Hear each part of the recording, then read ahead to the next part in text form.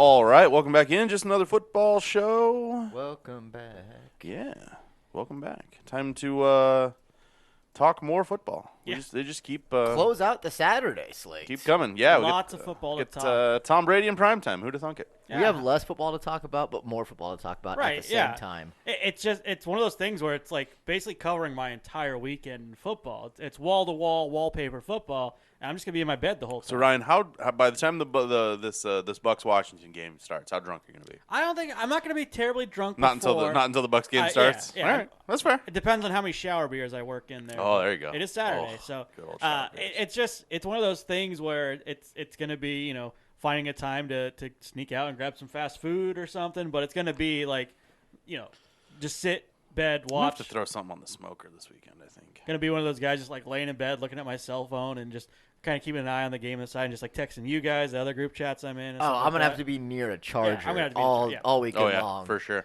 Just because it's gonna be easy. All right, we're gonna betting. I'm gonna lose so much. Katie's money. going to be like, I can't believe you guys talk so much. It's like a bunch of girls. Did you shower? Well, these things happen. We're going to talk Bucs. We're going to talk Washington, and we have upgraded since the preseason. Yep. We found ourselves a Washington fan. It turns out anyone is better than us. Well, I was worried for a minute that like we were going to have to it's okay in the preseason. It's part of the podcast. This is its own standalone thing. So I was a little concerned, but turns out found somebody. So we're looking forward to that. Luke is coming back. We talked to him in the preseason to talk Always Bucs. gets me fired up. Yeah, he's good. So we're really looking forward to this one. Let's just do it, right? Let's get Luke on the line and Let's kick it. Let's do it to it. get it going. All right, so now we talked to Luke in the preseason. Jam, you weren't here for this I one. don't think so. You were I think out. you were out. We were bouncing back and forth on hosts, but he joined us in the preseason. Talked a little Buccaneers. Had to have him back as the postseason kicks off this weekend. And Ryan didn't want to do it. Yeah. Ryan's like a pretend Bucs fan. I don't know. I'm always just pessimistic. He's pest. He's like me. Yeah. Luke, man, how's it going? I'm doing good. How are you guys? We are we're good. We're talking football, having some beers. It's ask always for more. a good time. Yeah. So I think the Bucs definitely pulled the right straw here, correct? Did they? Oh, here we go. Did they? Yes. With the help from little help from With a little Well- help of Doug. Yeah, I don't want to talk about it. Go back and talk. We We'll talked about talk it about on that later. the See, Bucs that was episode. gonna be my first question, Casey. Not to cut you off, but to contradict you, I think the Bucs might have pulled the short straw here. Because if I look at the rest of the teams in the NFC playing this weekend, I think Washington's probably got the best defense, and we've seen this Bucs team earlier in the season have some problems with good defenses that can get pressure on Tom Brady. They've sort of gotten over that since that point. That's But fizzled. Luke, are you at all concerned about, this Washington defense getting some pressure on Brady, and then we see sort of early season Tom throws 3 interceptions in one game, Brady? Yeah, I'm definitely a little concerned, just because I don't know how our 5 will match up against their 5. Because Washington is not really a heavy blitzing team like how the Bucs are. They're not going to send corners or inside backers or anything. I mean, it's just going to really be a lot of man-to-man stuff. Can you guys, win your one-on-one matchups every single play, every single pass play at least? And that's really what it's going to come down to. And I don't really know if I trust our starting 5 against their starting 5, especially because they can move their guys around, obviously. We can't. And so I really expect them to attack the left side, being Donovan Smith, because Wirfs has had a great year. I mean, we talked about Wirfs, how excited we all were before the season, and he was a little shaky at the beginning, especially in the Bears game. I think the Bears like the 4th week of the year. He got hip tossed by Khalil Mack. So that was kind of embarrassing. But after that, I mean, he's been playing really, really well, especially in the pass game. So I think we're going to be okay, but I don't know. Yeah, this Maroon 4 for Washington has been playing very good up front. Like you said, they don't necessarily blitz a whole lot. I didn't make that up either. That's a thing. Just like Hot Boys. Damashek's been pushing that out hard. Yeah.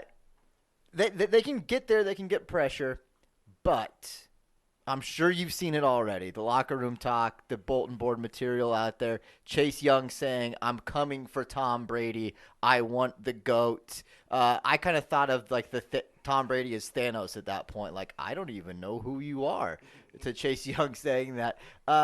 A motivated Tom Brady coming into this game, obviously, but that little bit of an extra, okay, kid, it's time for me to show you who exactly I am. What do you think Brady is going to, like, how does he answer that? Or is he just going to come out here lights out and just throw the ball all over the place?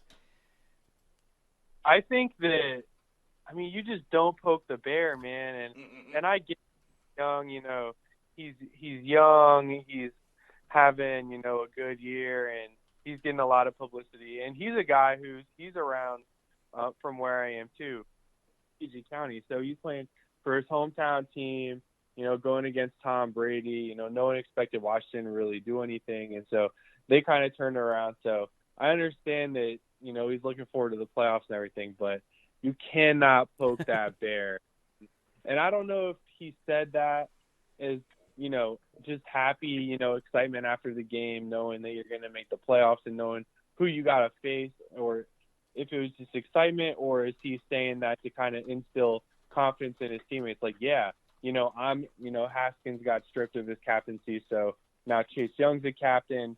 And it's like, all right, well, if our leader is ready for Tom Brady, then, hey, maybe we are too. But I don't know. I don't really see him having that much of an impact on the game.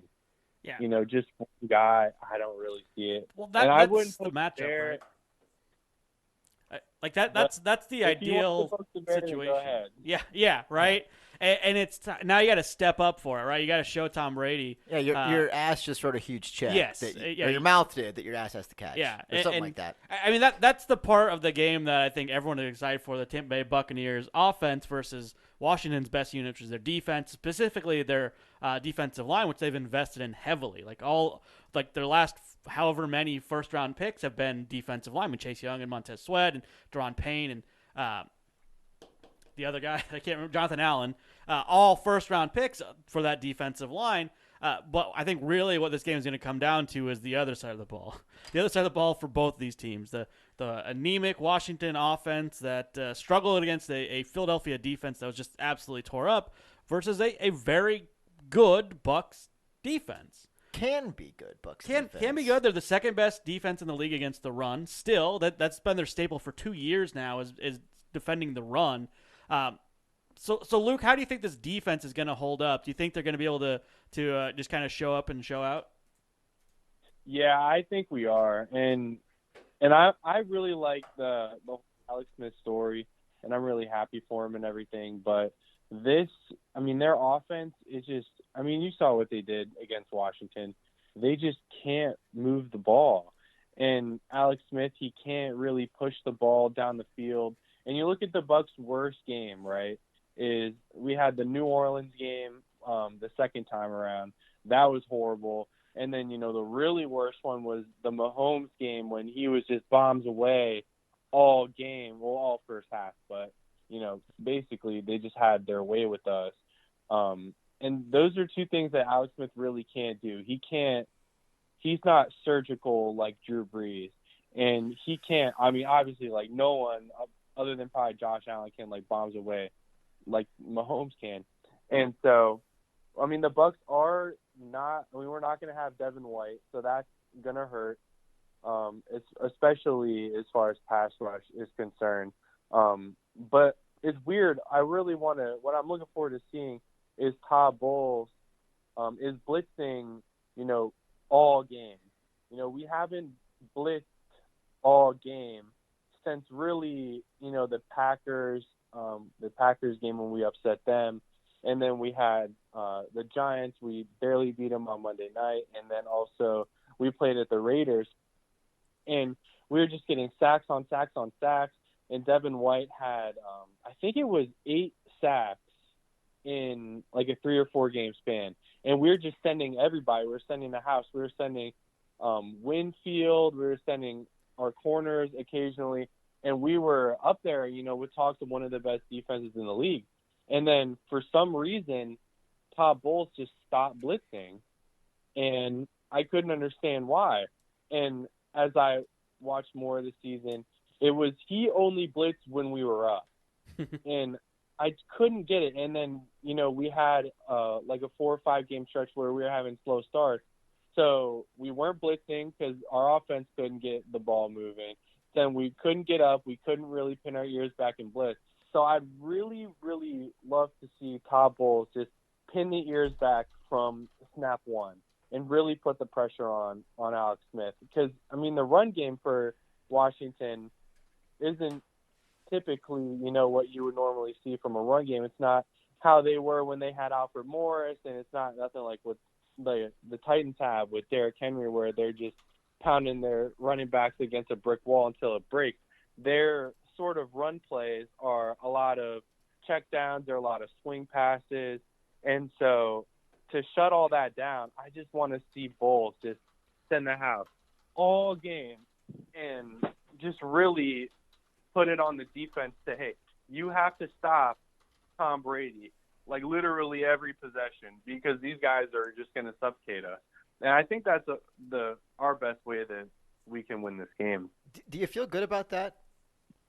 Calling for all blitzes all night long on Alex Smith. Poor Alex Smith. Poor Alex Smith. What did he ever do to you? And now you're just gonna nicest guy in the league. You're gonna get him murdered back there.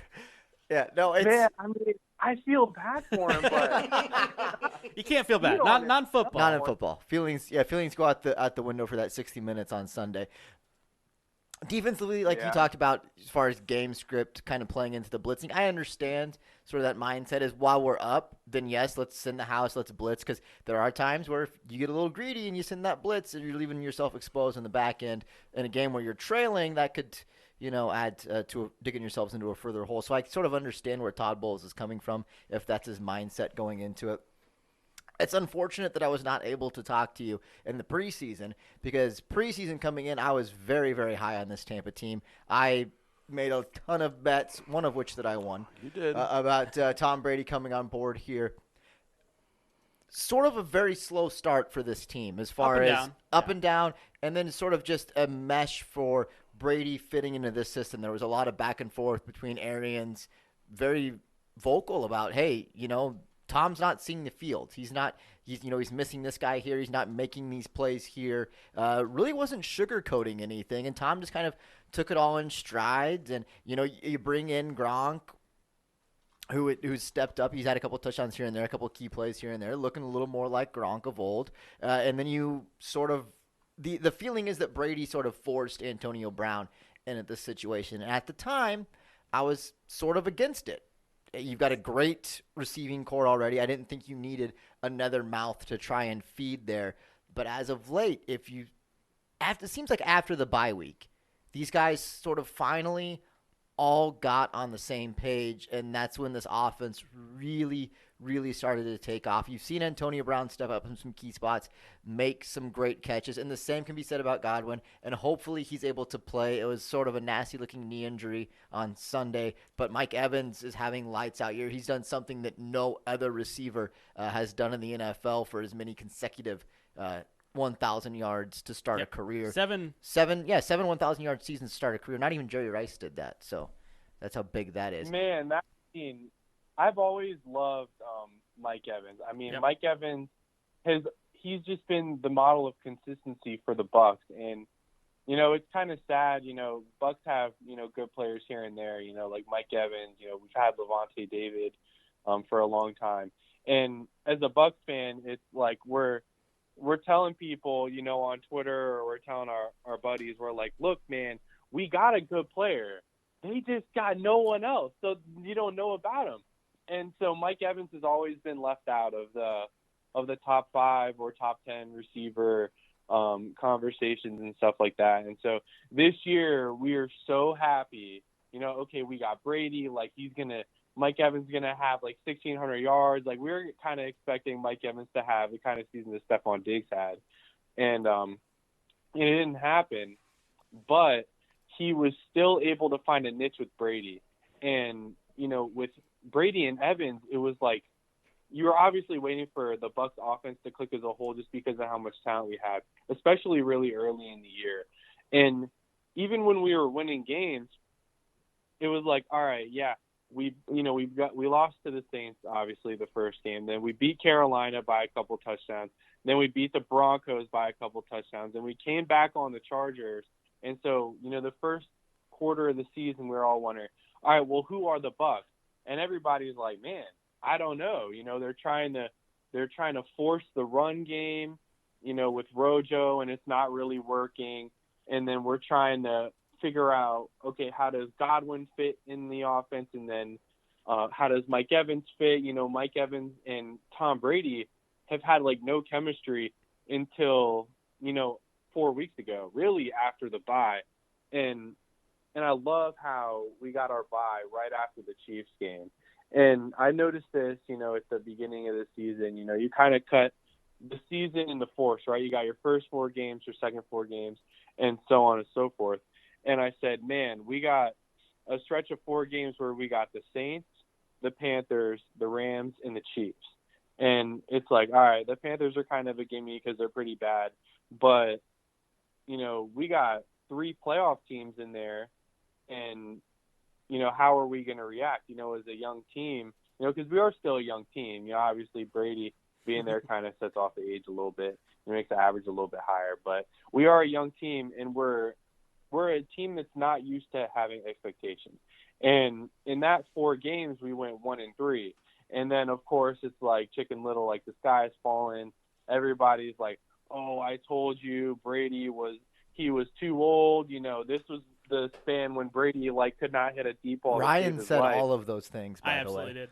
100% said all those things. The sky was falling for me, right? Yeah, that's you ain't wrong. Yeah, and it was, I saw the last 4 games. Obviously, like the bye week is like the worst week as a fan. Because you got all you got to carry you through the next 2 weeks is like fantasy, and so I see the next 4 games on our schedule, which is our last 4, and it's like, all right, we got the Vikings, the Falcons twice, and the Lions. And I went into that saying, all right, Kirk Cousins, Brady versus Kirk Cousins. Like, I'm going to take Brady every time, right? So that's probably a win. And I actually figured we were going to split with the Falcons because that's kind of what the Bucs have done lately. And you can never really sleep on a divisional opponent, especially with our defense, kind of underperforming. And they are still loaded on offense. And we end up beating Atlanta twice. And then obviously we got the Lions, with no coaching staff. So that was a little bit of a gimme. And so I really think that, I hope that with our offense clicking how it is and how it's clicked the last 4 weeks, that I'm hoping that it's not just, okay, you played 4 easy games. I'm hoping that that's not it. But, this offense, it looks like it's so hot right now. Well, momentum is a thing. Really good. Well, that brings us to the game then. So, Luke, having talked about the Buccaneers and their offense clicking right now the last 4 weeks, and Tom Brady throwing 1,000 yards basically over 1,000 yards in the last 4 weeks alone, and no interceptions. Coming into a very good Washington defense, one more, a stacked defensive line for the Washington football team. So, Luke, how do you see this game going? And you got to give us a final score because we're making everyone do it. All right, so, man, that's a good question. I definitely have us winning. And I think as long as our defense plays up to its standards, that Washington is, they're going to be pretty much screwed as far as the offense is concerned. But if we get down early, I'm talking about any points. If Rojo fumbles, if, Chase Young or someone gets a sack strip, then I can really see things going downhill fast because Washington is going to feel like the underdog, even though they are going to be at home. And they feel like the underdog. Chase Young said it, hey, we want the GOAT. I feel like if they get us one time that things could really go downhill.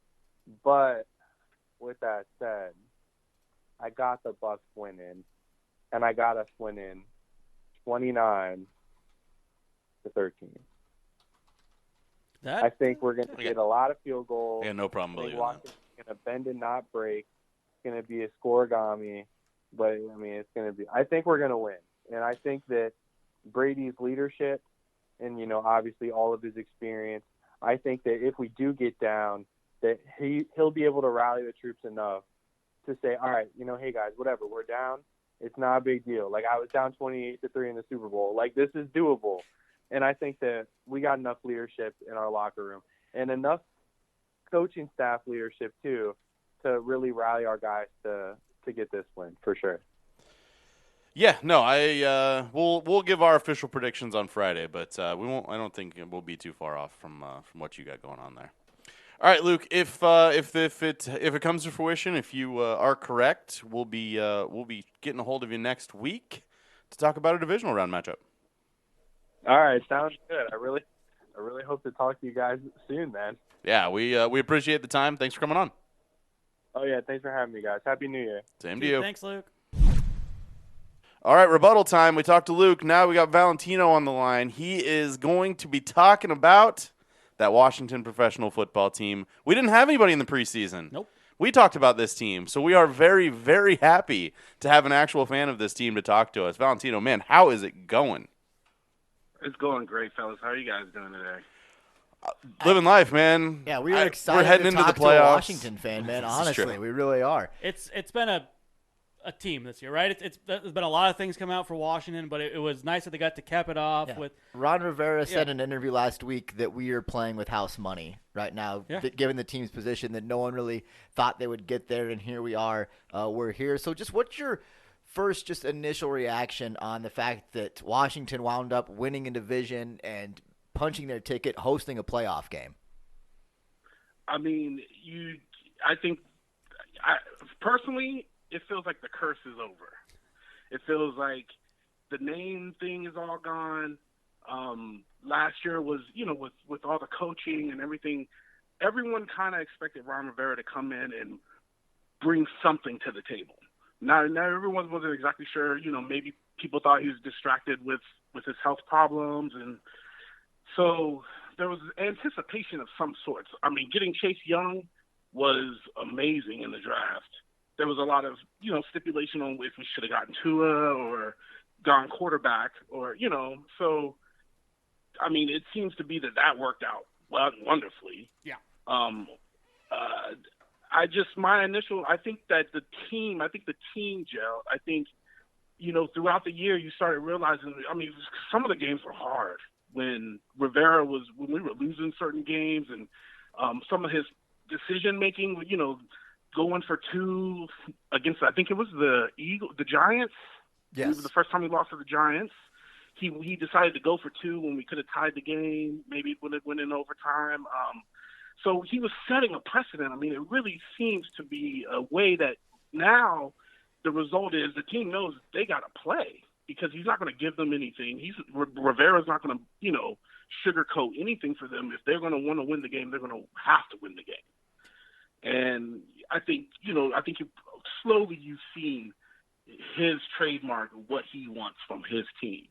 And before, people weren't, the coaches we've had never really had what Rivera has in that aspect. No, I think Ron Rivera was a great hire for this team, coming in here, like you said, sort of setting a tone and a culture. And then, through all of his struggles, his battle with cancer, missing time at practice, missing time calling the games on the sideline because of things, sort of just set this whole team environment, this mentality that, we're down, our chips are down, we're gritty, but he's not giving up, we're not giving up. Another guy on this squad that echoes and mirrors that, and we're big fans at this show, have been for quite some time, as you're talking to a Chiefs fan and a 49ers fan.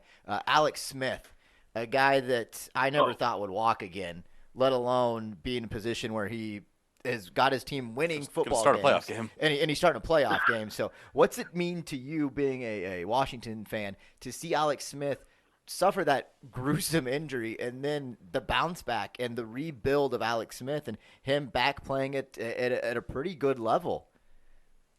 It's unreal. It's unreal. I mean, to the point where you have to, I'm a proponent of someone who believes they should name that Comeback Player of the Year award after him because it's unreal what he's gone through.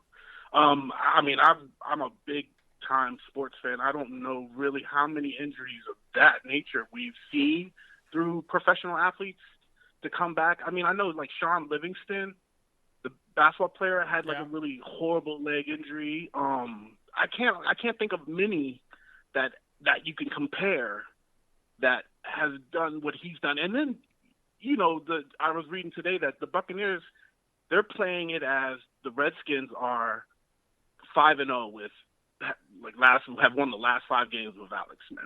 So they're actually taking him into heavy consideration.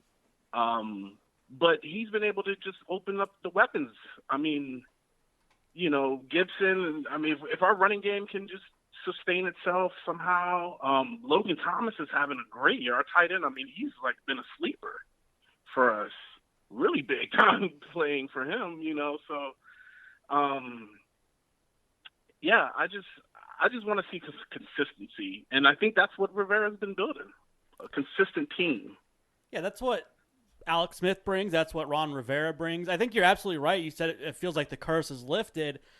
Like you said, the name issue is I mean, not fully, but it's resolved, right? You got past the part that everyone was lingering on, and now you're moving forward with that. You're moving forward with a new culture in the front office. You remove some people from there. You've tidied up really that, and you got Ron Rivera there, a staple, a rock of stability there. So I think you're absolutely right, and you incorporated some stuff there that I hadn't even thought about, but it does seem like this is a franchise that's moving forward, even if it's not always the prettiest, or even if it's not always without its own controversy. But the team is in a playoff game, right? They're facing down arguably the greatest quarterback of all time, certainly the one with the most rings of all time, and you're right to be excited about this because it could be a big step forward. And you're leaving all of the bad stuff behind you. One of those things that seemed to have been dragging you down a little bit was Dwayne Haskins. I don't want to get too far into the Dwayne Haskins thing, but how do you feel that his removal or him being cut from the team has impacted the rest of the guys in the locker room? I think that, I mean, when you look at someone like a Haskins and you look, for example, you say, everyone knew it was going to be a grooming process. Everyone knew that it was going to get to the point where it was going to be a make or break situation for him. And everyone knew it would be coming around this time of the season because being a 15th pick quarterback in the first round, you knew he was going to have to show something at some point in time. And we all knew that it wasn't going to be, if he didn't get the right coaching, then it wasn't going to work. Now, you could say he maybe didn't get the right coaching. Maybe he did, maybe he didn't. But there was things that you would want to see from him as a player more than anything that could affect him as far as coaching. Just basic footwork, basic things that you want a college quarterback to have in his pocket when he reaches the NFL. There were a lot of things that weren't in Dwayne Haskins' pocket when he got to the NFL. So adding coaching, if the coaching isn't completely on him, if they're not building a team for him, if the team isn't a top-notch team that can demand things from him, the Washington football team didn't have certain things that he needed. But also bouncing off of what you guys were just saying about Ron Rivera and everything, it's the young players I feel also has changed the culture. I think the Cameron Curls and, of course the Chase Youngs, the Montez Sweats, I mean, I think the Paynes and Jonathan Allens, these players have come from winning systems, so they're not used to what bad organizations are. They're just used to playing and being good football players. And I think Rivera combines with, he notices that, and he's trademarked himself on this type of way of getting football players, people who want to play the game. Yeah, you've got a young crop of football players, like you said, that are used to winning, come from, prestigious college backgrounds, and now you've got a guy at the helm that can actually orchestrate this and kind of steer it all in the right direction. And you brought up Chase Young's name a couple times, and you mentioned how Tampa was preparing for Alex Smith. Post-game, Chase Young calls him out, says, "Tom, I'm coming for you. I want Tom Brady." What is your first reaction as a fan to seeing Chase Young call out arguably the greatest quarterback of all time? It's a put up or shut up kind of situation. I mean, you're liking that moxie? Are you liking the moxie from the kid? if you do it, you got to do it right. That's what my dad used to always say. So if you're going to do it, just do it right. So if you're going to call someone out, you better call Tom Brady out. Don't call out, don't call out Josh Allen or someone who ain't really pulled the weight. But so I mean, it's a pick your poison situation on that. But hopefully the team, what it looks like, will rally behind that more than they'll say, "Hey, Chase, we should be worried about Tom Brady." I remember a game that the Redskins had, they were the Redskins at that time against the Patriots, and I think it was about 4 or 5 years ago. And I'm telling you, the score kind of went a little bit off. I think we lost 24-10 or something of that nature. But we had Tom Brady yelling on the sideline, yelling at his offensive line. And I really hope that someone takes a tape and shows that game against Tom Brady, because no one had ever seen him more irate at his offensive line. And so, if the Giants, with their defense, the last time when the Giants won the Super Bowl with that front four with Strahan and Umanora and Pierre-Paul, I mean, the sky's the limit. The sky's the limit. We could do it. The defense can win us some games, So the sky's the limit. Yeah, I mean, like we said to start things out, you guys are sort of playing with house money, so why not us? Is sort of the mentality, Chase right? has been backing it up all year. They're top two. Yeah, in and as much as the Chase Young thing may rub some people the wrong way, or maybe you don't want to call him out. Tom Brady don't want anything to do with him. You're not supposed to do that. No, you're not supposed to. I mean, but Tom Brady doesn't want anything to do with Chase Young. Yeah, he's hoping they don't meet. He's hoping that he don't get him. Handshake. He's having lots of conversations with that offensive line. You need to keep that kid away from me. But I thought Tom Brady. I was totally thought by now Tom Brady would have responded in some way, shape, or form. I mean, something on the mass Twitter. media. Yeah, something. You would have thought he would have said something, but but that's the way he plays it. And we gotta have a little fun. I mean, it's just we walked into this playoff. I mean, we literally moonwalked into the playoffs with this record that we have. So you got to have a little bit of fun. And Chase Young's having a good season. And I mean, little dogs will bark every now and then. Big dogs bark every now and then. So. And he's done nothing but earn it this season. So he deserves it. He can do it. He can get away with it. There's some other guys in the league that may not be able to get away with it. He absolutely can right now. Also, the Washington football team has the second best passing offense in the league.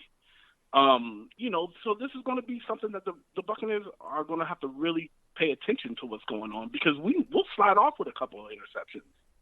We'll, if it turns into 2 sacks by halftime, it might end up being 6 sacks by the end of the game.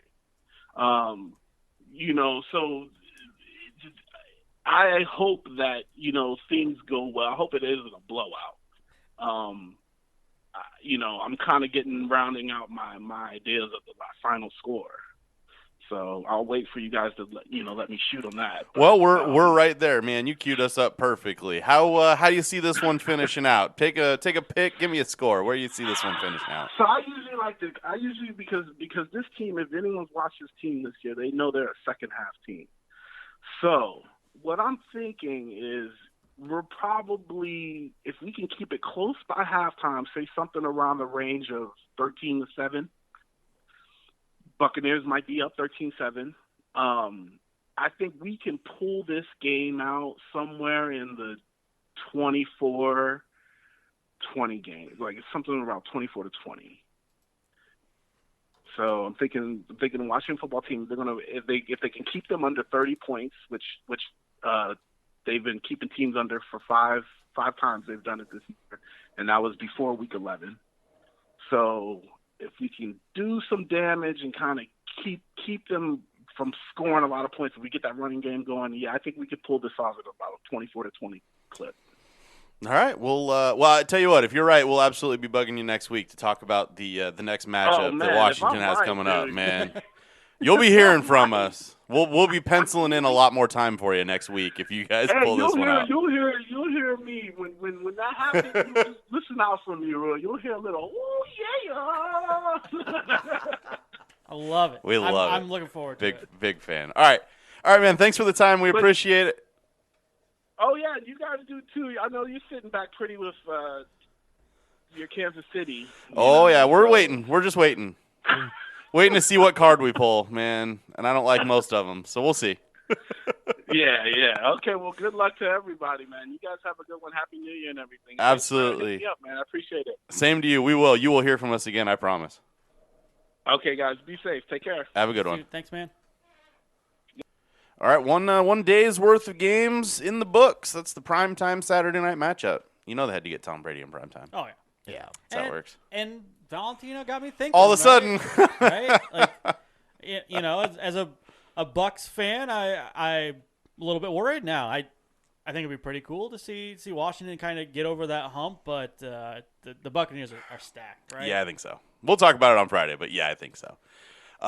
Two more good fans, guys. Make sure you guys are checking all these out. We're having a great time talking to fans of some of these teams, letting them predict the matchups, giving us score guesses. We've done this for the last few years now. We have a blast doing this. It's a little extra work, but love doing it. Make sure you guys are sharing.